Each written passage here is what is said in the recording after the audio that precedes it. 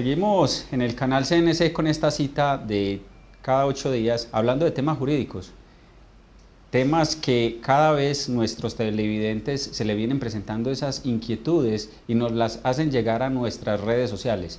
Y hoy con la doctora Stephanie Botero tenemos un tema muy importante y es el tema de la suspensión, privación de la patria potestad. Doctora Stephanie, contémosle a los televidentes de qué se trata este tema tan interesante, porque existen unas causales y pues nuestros televidentes en algunas ocasiones pues no saben diferenciar o no tienen muy claro este tema de la privación y la suspensión de la patria potestad.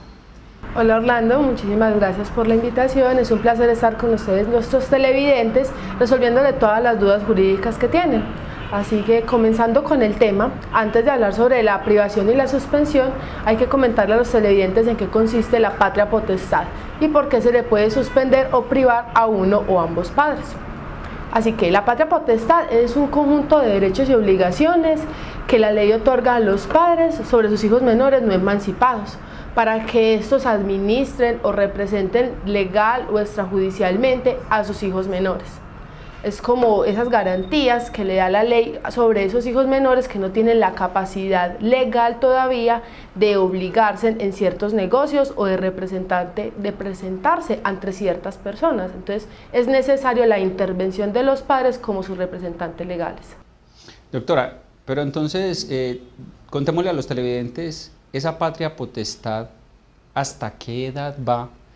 Ya sea en un hijo menor o en una persona que ya ha cumplido su mayoría de edad.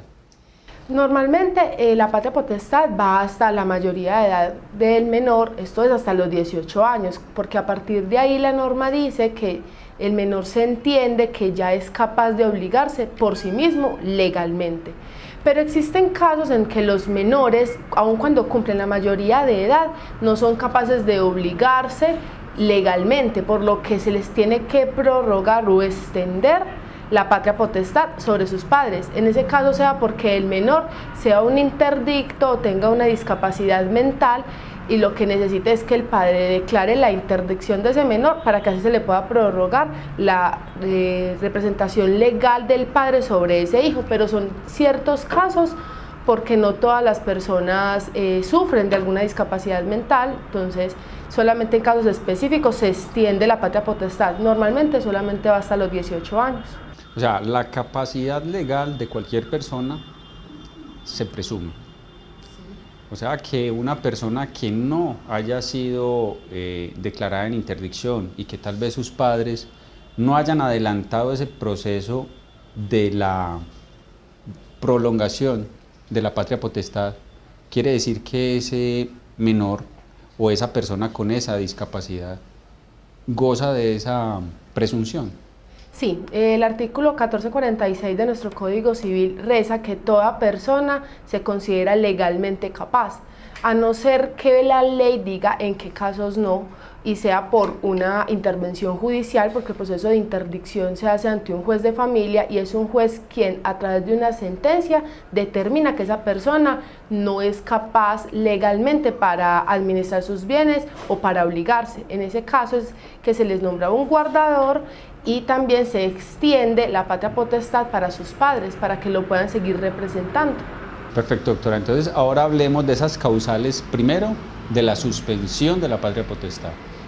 La suspensión de la patria potestad se encuentra regulada con sus causales en el artículo 310 de nuestro Código Civil y son tres.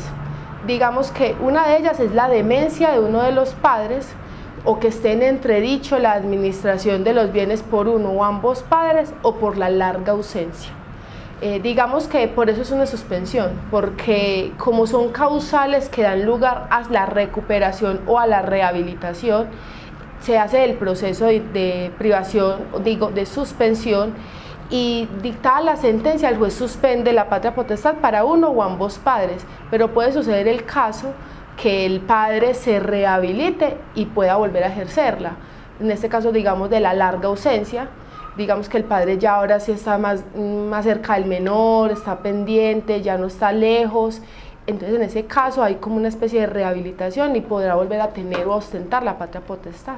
Y todo esto adelantado previamente en un proceso judicial, es decir, no se pierde o no se suspende la patria potestad de pleno derecho, ya sea porque el padre en su ausencia no ha estado pendiente de los cuidados del menor. No, esto lo tiene que declarar el juez y es muy claro que los televidentes lo tengan presente porque no es un tema que se pueda conciliar. Por lo general, muchas personas en temas de familia consideran que primero hay que ir ante un comisario de familia o ante el defensor de familia para que se realicen ciertos trámites antes de acudir ante el juez de familia. Pero en el tema de la privación y la suspensión, solamente la suspende y la priva un juez a través de una sentencia judicial. Por lo que si existe una larga ausencia, uno de los padres definitivamente nunca ha estado con el menor o se desaparece 2 años, regresa 2 meses y está así, se puede dar la causal de la suspensión y por tanto se puede iniciar el proceso judicial, pero solamente el juez puede declarar esta suspensión, no se puede hacer ante un comisario, defensor de familia ni ante una notaría. No se puede conciliar este tipo de cosas, ni se puede decir que yo dejo un documento porque es que yo ya no me quiero hacer cargo ni ser representante legal de mi hijo, no, solamente un juez determina eso. ¿Qué pasa en esas situaciones donde la suspensión de la patria potestad le ha tocado o le ha recaído sobre uno de los padres y el menor necesita salir del país? Está muy claro que cuando el padre es el representante legal del menor es quien le da todo este tipo de permisos al menor para que salga del país, para que regrese y su representación. Entonces, cuando estamos entre que el menor desea salir del país y estamos dentro del proceso de la suspensión, se le puede determinar al juez de que se haga una medida cautelar para que el menor pueda salir. Pero si ya digamos que está la suspensión en una sentencia, quien ostenta la otra parte de la patria potestad es quien tiene la representación plena del menor. Entonces solamente con el permiso de ese padre el menor puede salir del país sin ningún problema. Es decir, que el hecho de que esté suspendida la patria potestad del menor por parte de uno de los padres le permite al otro padre gozar de ese beneficio y pues tranquilamente salir del país con el menor sin necesidad de contar con la autorización del otro padre. Claro, porque eso es lo que se busca con la suspensión. La suspensión da lugar a que ese padre, por el momento, hasta que la sentencia siga en firme, no tiene representación legal sobre ese menor, a no ser que haga un proceso de rehabilitación y la vuelva a ostentar. Diferente en el caso de la privación, donde se pierde totalmente la patria potestad y no hay lugar a rehabilitar. La pérdida es inminente, total, después de la sentencia no hay lugar a volverla a recuperar. Normalmente, estos procesos de suspensión los adelanta uno de los padres. Ahora, el proceso de rehabilitación de la patria potestad lo adelantaría el padre interesado en recuperar nuevamente la patria potestad, lógicamente. Pero también lo podría hacer, digamos, el otro padre que fue el que solicitó la suspensión. Sí, no habría ningún inconveniente desde que se logre demostrar con pruebas que el padre que dio lugar a la suspensión se ha rehabilitado completamente. Digamos que era por la causal de demencia, pero fue una demencia transitoria, ya pasó y la persona está plena en todas sus capacidades mentales y puede volver a ostentar la patria potestad de su hijo. Entonces, a través de un dictamen pericial se le logra demostrar al juez que ese padre ya es apto. Entonces la puede hacer cualquier persona. Hay que tener claro que la privación o la suspensión no solamente la solicita el padre que quiere que le priven de la patria potestad al otro padre o madre, sino que también la hace el juez de oficio, un defensor de familia, algún familiar, porque puede ser que ambos padres están dando lugar a la suspensión o a la privación. Doctora, ¿cuál es el proceso más recomendable cuando uno de los padres está en una situación, por decir algo, de coma? ¿Solicitar la suspensión o solicitar la privación de la patria potestad? En el caso de como las causales son taxativas, por ejemplo la del 310 habla de una demencia, pero que la persona se encuentre en coma no significa que sea demente. Y en el caso de las de privación, en ningún caso estamos hablando de que la persona sufra una enfermedad grave, simplemente hablamos de que la persona haya abandonado al hijo y que esté en un coma es una causal de que la persona por su voluntad no está. o sea, es porque algo de su fuero interno no le permite, pero no es porque lo quiera hacer. Entonces da lugar a que en ese caso, por ejemplo, si se desea sacar al menor del país, se vaya ante un defensor de familia y se le plantee la situación, porque el defensor también puede dar el permiso para que el menor salga del país. Perfecto, doctora. Ahora hablemos de la privación. La privación, como usted bien lo mencionaba, son muy puntuales, son taxativas esas causas para la privación de la patria potestad. Hablemos de una detalladamente, preferiblemente. ¿Por qué? Porque hay una que me causa a mí cierta preocupación, ya que el hecho de que corra una sentencia donde una persona es privada de la libertad por cualquier situación jurídica que se le haya presentado, pierde esa patria potestad sobre sus hijos. Hablemos puntualmente de esas causales de la privación de la patria potestad. Bueno, entre las causales de la privación, ya había dicho, una de ellas es el abandono. O sea, el abandono es que el padre nunca ha estado con el menor, a diferencia de la larga ausencia. La larga ausencia, el padre va y vuelve por periodos de tiempo largos, prolongados, pero siempre regresa.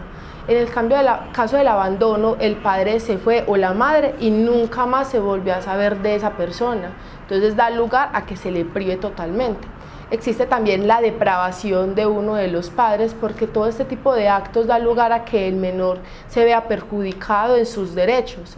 Así que la norma ha establecido que un padre que sea con problemas de depravación o depravado frente a sus hijos, da lugar a que se le prive totalmente la patria potestad. Otra de las causales era la que tú estabas diciendo, el tema de que el padre haya sido condenado a una pena privativa superior a 1 año. Estamos hablando de condena. En el tema penal hay personas que por una medida de prevención las llevan a la cárcel mientras que se toma todo el proceso judicial, pero puede que al finalizar el proceso la persona sea inocente. Entonces no da lugar a que porque la persona, simplemente por el hecho de estar en la cárcel como una medida preventiva del Estado, dé lugar a que le priven la patria potestad. Tiene que mediar una condena y la norma es muy clara. Y es a partir de 1 año. Si la condena era de 6 meses, pues obviamente no habrá lugar a la causal de suspensión. Pero si es a partir de 1 año, si la persona ha sido condenada, pierde la patria potestad de su hijo. Doctora, entonces cuando hablamos de esa causal, que es la condena en firme de, digamos, una persona que ha tenido una situación judicial y que eso no tiene nada que, digamos, ver con la situación familiar, porque nunca ha puesto en riesgo ni en peligro a los menores o a su esposa, por ejemplo, o sea, al núcleo familiar, digamos que no siempre, si no se solicita la privación, quiere decir que la persona goza de la patria potestad de los menores. Claro, el hecho de que la persona haya sido condenada no quiere decir que inmediatamente ya perdió la patria potestad, sino que ese proceso se debe adelantar. Es una causal.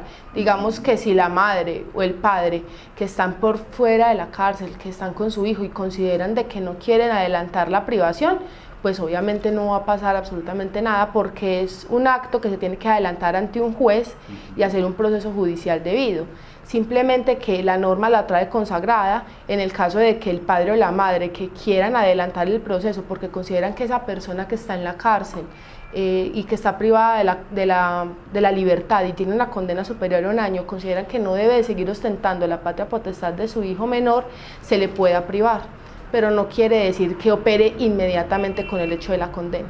Así es, porque nos han consultado en muchas ocasiones padres que se encuentran en esa situación, se encuentran en centros de reclusión y pues solicitan a sus esposas o a sus compañeras sentimentales que les lleven los menores para ellos poder saber cómo están, y ellas digamos que arbitrariamente les hacen saber que por el hecho de que ellos están allá privados de la libertad, pues que no tienen ningún tipo de derecho sobre los menores, cuando eso no opera de esa forma, porque primero se tiene que adelantar este proceso. De todas maneras, Orlando, hay que tener muy claro y que los estudiantes lo sepan, que el hecho de que le priven al padre la patria potestad sobre su hijo menor no da lugar o no obsta que haya perdido todo derecho sobre su hijo menor.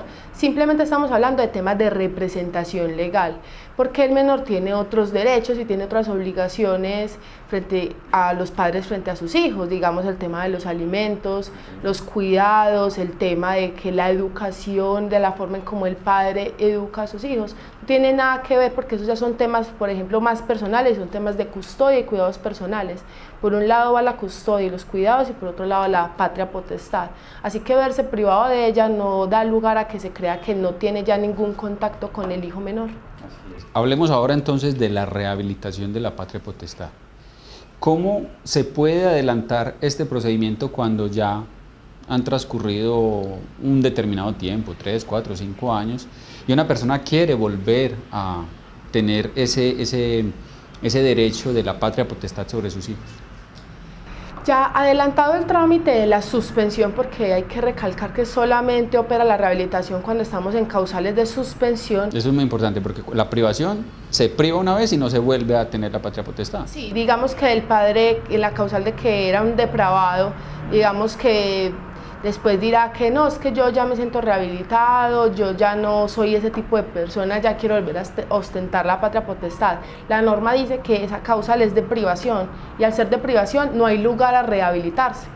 Diferente en el caso de las 3 causales, digamos que el padre era una persona que no sabía administrar sus bienes y se le hizo un proceso de inhabilitación, se le nombró un consejero para que le ayudara y lo aconsejara en el tema de sus negocios y se logró rehabilitar.